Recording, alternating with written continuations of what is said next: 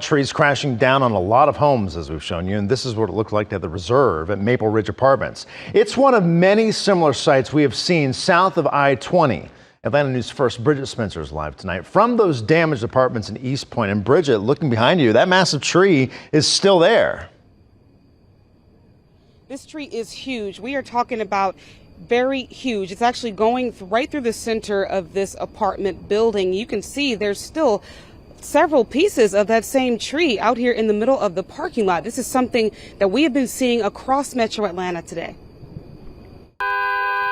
The sound of this horn going off with no driver in sight early Friday morning seems like just a malfunction.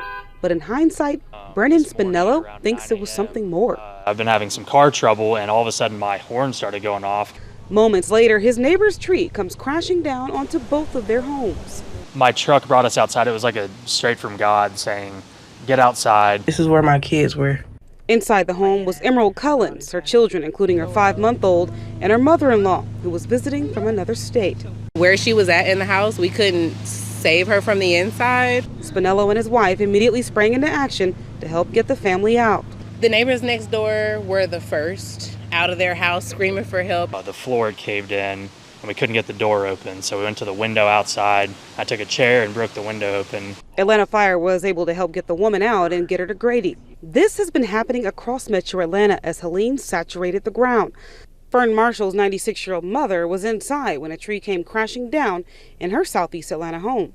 The tree had uprooted and fell, knocked our little house down, and fell on the back patio porch, and luckily it didn't hit the window. Emerald Cullen says her family is temporarily displaced, but keeps in mind that property can be replaced.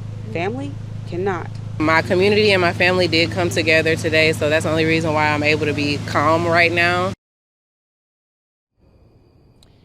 Now, as you can see, crews have not yet made it out here onto Concord Court to remove this massive tree. No timeline on when that might happen. We're still working to learn if anybody was inside or if there might be any injuries. But the big thing that I'm hearing, the big theme that a lot of people are saying tonight is they are so lucky and grateful to be alive despite trees falling onto their homes.